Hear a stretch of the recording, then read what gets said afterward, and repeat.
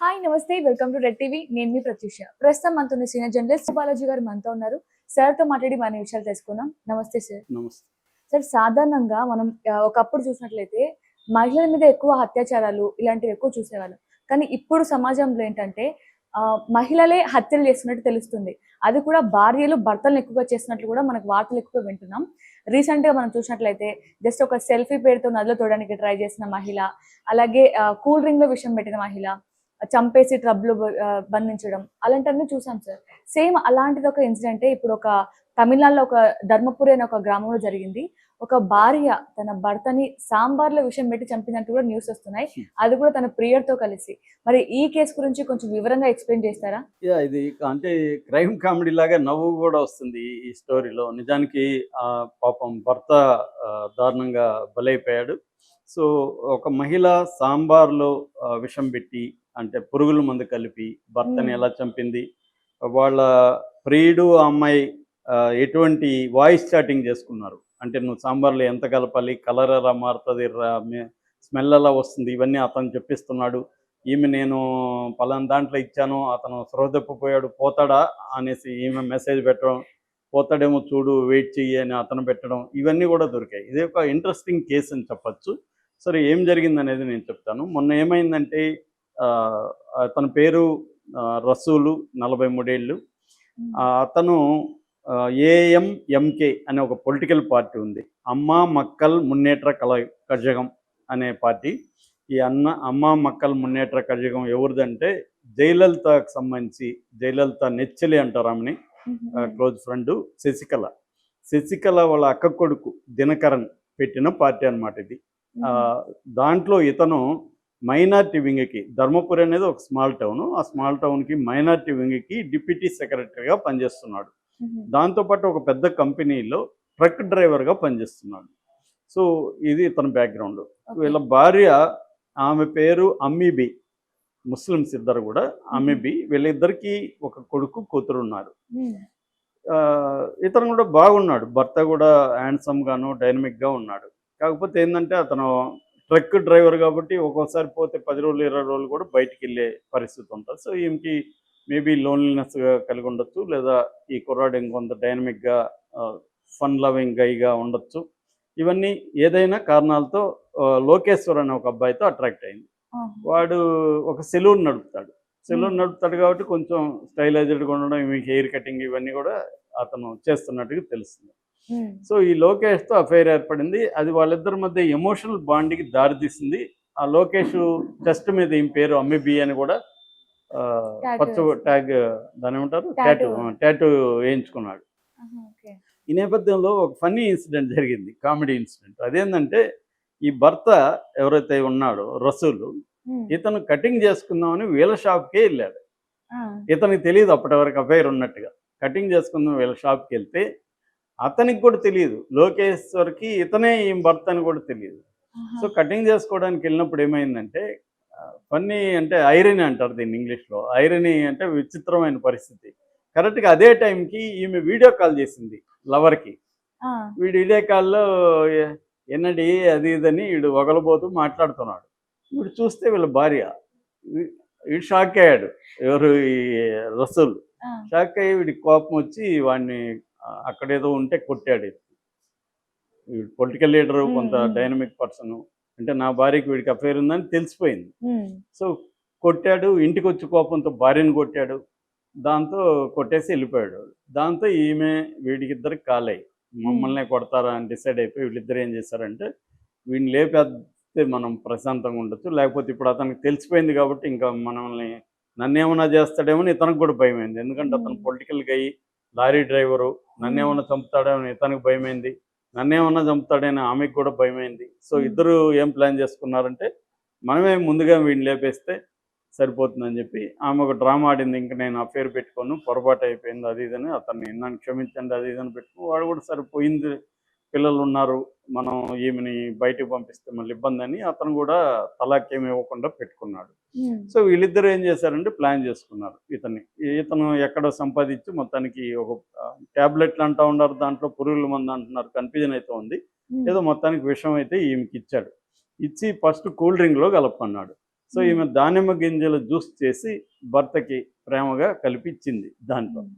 So అది సృహ తప్పాడు కానీ చనిపోలేదు దాంట్లో. దాని తర్వాత సాంబార్లో 5 సార్లు కలిపింది. 5 సార్లు సరిగ్గా అంటే అది పురుగుల మందు కాబట్టి స్మెల్ వచ్చేస్తుంది, కలర్ మారిపోతుంది కాబట్టి కొద్ది కొద్ది కలిపినట్టుంది. మొత్తానికి ఫైనల్గా సాంబార్లో ఒక 5వ సారి కలిపిన దాంట్లో అతను తిని వామిట్ అయిపోయి బాడీ అంతా ఎట్లా అయిపోయేసరికి వాళ్ళ ఇంట్లో వాళ్ళ కజిన్స్ వాళ్ళు కూడా ఉన్నారు. వాళ్ళు తీసుకెళ్ళి హాస్పిటల్లో తీసుకెళ్తే వాళ్ళు బ్లడ్ టెస్ట్ చేశారు. అంటే వాళ్ళు ఏమనుకున్నారంటే మామూలుగా ఫుడ్ పాయిజనింగ్ అంటారు కదా, అలాగేమన్నా జరిగిందా, ఏం తిన్నాడంటే సాంబార్. ఇంకెవరు తిన్నారంటే ఎవరు పిల్లలకు పెడితే పిల్లలు తినలేదంట యాక్చువల్గా. అయితే పిల్లలు కూడా ఏమైనా చనిపోయే అవకాశం ఉంది, పిల్లల్ని కూడా ఏం చంపాలనుకున్నది అనేది కూడా ఒక యాంగిల్ ఉంది. ఈ మధ్య కాలంలో చాలా మంది భర్తను చంపేదే కాకుండా పిల్లల్ని కూడా క్లీన్ చేసేస్తే మనం క్లీన్ స్లేట్ లాగా ఫ్రెష్గా వెళ్ళిపోవచ్చు లవర్తో. ఈ మళ్ళీ జంజాటం, ఈ పిల్లల వ్యవహారం అనేకునే అమ్మాయిల సంఖ్య కూడా ఈ మధ్యకాలంలో పెరుగుతుంది. అలాగా ఈమె అనుకున్నది అనేది కూడా డౌట్. మొత్తానికి అతన్ని హాస్పిటల్కి తీసుకెళ్తే బ్లడ్ టెస్ట్లో విషం ఉందనేది చెప్పారు. సో వీడికి ఆల్రెడీ, ఇతనికి కూడా అప్పటికి స్పృహ వచ్చింది. ఇతనికి ఆల్రెడీ తెలుసు కదా వీళ్ళ అఫైరు. సో వీళ్ళిద్దరే, భార్య పెట్టిందంటే భార్య పెట్టి ఉంటుంది విషము, లేకపోతే విషం సాంబార్లు ఎందుకు వస్తుంది అని చెప్పి వీళ్ళ మరదలు ఉంది, వీళ్ళ తమ్ముడు కూతురు హసీనా అని, ఆమెకు ఫోన్ చేశాడు. ఫోన్ చేసి ఇట్లా ఆ పిల్ల ఫోను తీసుకొని చూడు అని చెప్పాడు. సో అమ్మాయి ఫోన్ చూసుకుంటూ మంచిగా వాయిస్ మెసేజ్ పెట్టుకున్నారు. వీడు, నేను కూడా విన్నా, తమిళ్ వచ్చు నాకు, విన్నాను. వింటే వీడేం చెప్తున్నాడంటే చల్లం అని చల్లం అంటారు వాళ్ళు తమిళ వాళ్ళు, డీర్ అనేదానికి. చల్లం నువ్వేం చేస్తావంటే అది కొంత నేను ఇచ్చాను కదా, అది కలిపిచ్చేయి జ్యూస్లో ఇవ్వు, అది స్మెల్ ఏమీ మారదు, కాకపోతే కలరు కొద్దిగా ఎక్కువైతే సిమెంట్ కలర్లోకి మారిపోతుంది డ్రింకు, అట్లా కానీ మారిపోతే దాన్ని పారేసేయి, ఇవ్వద్దు, ఎందుకంటే వాడికి డౌట్ వస్తుంది, కాబట్టి కొద్దిగా లైట్గా ఉంటే ఇచ్చేసేయి అని చెప్తున్నాడు. ఆ తర్వాత ఆమె చెప్తుంది, ఇచ్చాను, అతనికి స్పృహ తప్పిపోయినట్టు ఉంది, పడుకున్నాడు, పోతాడంటావా అంటుంది. కొద్దిసేపు వెయిట్ చేయి పోతాడేమో అని ఇతను చెప్తున్నాడు. ఇలాగా అది మళ్ళీ కాలేదు, అతనికి స్పృహ వచ్చేసిందంటే, అయితే ఈసారి ఒక పని చేసి సాంబార్లో అయితే తెలియదు, సాంబార్లో కొంత డోస్ ఎక్కువ వేయచ్చు, డ్రింక్లో ఏంటో తెలిసిపోతుంది, సాంబార్లు వేసాయి, సాంబార్ పెట్టి మంచిగా సాంబార్లు వేసాయి అని చెప్పాడు. సో ఈసారి సాంబార్లో పెట్టించింది. ఈ మెసేజ్లు అంటున్నారు. దాంతో ఆమె ఇచ్చేసింది. దాంతో ఇతను వాంగ్మూలం ఇచ్చాడు పోలీసులకి, ఇటు డాక్టర్లకి చెప్పాడు, పోలీసులను పిలిచారు, పోలీసులు వాంగ్మూలం ఇచ్చారు. ఈ లోపల ఇతనికి సీరియస్ అయిపోయింది. ఫస్ట్లో కొంచెం స్పృహ వచ్చింది, బతికిపోయినాడు అనుకున్నారు, కానీ సీరియస్ అయిపోతే మళ్ళీ సేలం అని పక్కన టౌన్ ఉంది, సేలంకి తీసుకెళ్లారు, అక్కడ అతను చనిపోయాడు. సో ఇప్పుడు వీళ్ళిద్దరిని పోలీసులు అరెస్ట్ చేశారు, లోకేశ్వర్ని, ఈ అమ్మిబిని, వీళ్ళిద్దరు దీంట్లో ఉన్నారు. ఇది జరిగింది. అయితే ఇక్కడ చాలామందికి వచ్చే డౌటే నువ్వు కూడా అడిగింది, అదేంటంటే ఈ మధ్యకాలంలో భార్యలు భర్తల్ని ఎక్కువ చంపేస్తున్నారు. ఎక్కడ చూసినా అవే వార్తలు. ఓపెన్ చేస్తే భార్య భర్తను చంపేసింది, ఎలా చంపేసింది, సుపారీ ఇచ్చింది, ఇంకోటి చెప్తున్నారు. అంటే నిజంగానే విమెన్ వైలెన్స్లోకి ఎక్కువ మంది వచ్చేసి వైలెన్స్ ఎక్కువ చేసేస్తున్నారా అనిపిస్తుంది. కానీ మనకి ఎప్పుడైనా కూడా మన కళ్ళ ముందు కనపడేది కూడా అబద్ధం లాగా ఉంటుంది. ఎందుకంటే అదేదో సామెత ఉంది కదా, కుక్క మనిషిని కరిగితే అది వార్త, కొరికితే వార్త కాదు, మనిషే కుక్కను కరిస్తే అది వార్త. అంటే మనకి నేచురల్గా మగవాళ్ళు లేడీస్ని చంపితే మనకు పెద్దగా పట్టించుకోం, ఆ వార్తను చూడం. కానీ భార్య భర్తను చంపిందంటే చూస్తాం మనం, మీడియా కూడా హైలైట్ చేస్తుంది. అందుకనే ఎప్పుడైనా కూడా మనకి డేటా ఇంపార్టెంట్. డేటా ఏం చెప్తుంది? ఎన్సీఆర్బీ అనే ఒక సంస్థ ఉంది, నేషనల్ క్రైమ్ రికార్డ్స్ బ్యూరో. ఇండియాలో జరిగే క్రైమ్స్ అన్నింటినీ అది సేకరించి ఆర్గనైజ్ చేసి ఇస్తుంది. మన దగ్గర 2022 వరకే ఉంది, 23ది ఇంకా రాలేదు, త్వరలోనే రావచ్చు. వాళ్ళు అప్డేట్లో లేరు, వాళ్ళు ఏ ఇయర్ దా ఇయర్ ఇవ్వట్లేదు. 2021, 22 డేటా నా దగ్గర ఉంది. 2021లో మొత్తంగా 30,45,808 మంది మగవాళ్ళ మీద కేసులు పెట్టారు, అన్ని రకాల కేసులు. ఎంత? 30 లక్షలు అనుకుందాం రఫ్గా. 30 లక్షల మంది మగవాళ్ళ మీద కేసులు పెట్టి అరెస్ట్ చేశారు. 30 లక్షల మంది మగవాళ్ళని 2021లో అరెస్ట్ చేస్తే స్త్రీలను ఎంతమంది చేశారంటే 1,82,299 మంది. సో 30 లక్షలు ఎక్కడ, 1,80,000 ఎక్కడ? అంటే స్త్రీల పార్టిసిపేషన్ క్రైమ్లో ఎంత ఉందంటే 5.6% ఉంది. ఇది 2021లో. ఒకటి. 2022లో పెరిగింది ఇది. 37,40,44,024 మంది మగవాళ్ళని అరెస్ట్ చేస్తే 4,03,384 మంది స్త్రీలను అరెస్ట్ చేశారు 2022లో. అంటే దీంట్లో స్త్రీల క్రైమ్ రేట్ ఎంత? 10.8%. అంటే రఫ్గా 10% అనుకుందాం, లేదా 11% అనుకుందాం. సో 89% మగవాళ్ళు క్రైమ్ చేస్తుంటే స్త్రీలు ఎంత చేస్తున్నారు? ఓన్లీ 11% మాత్రమే స్త్రీలు చేస్తున్నారు.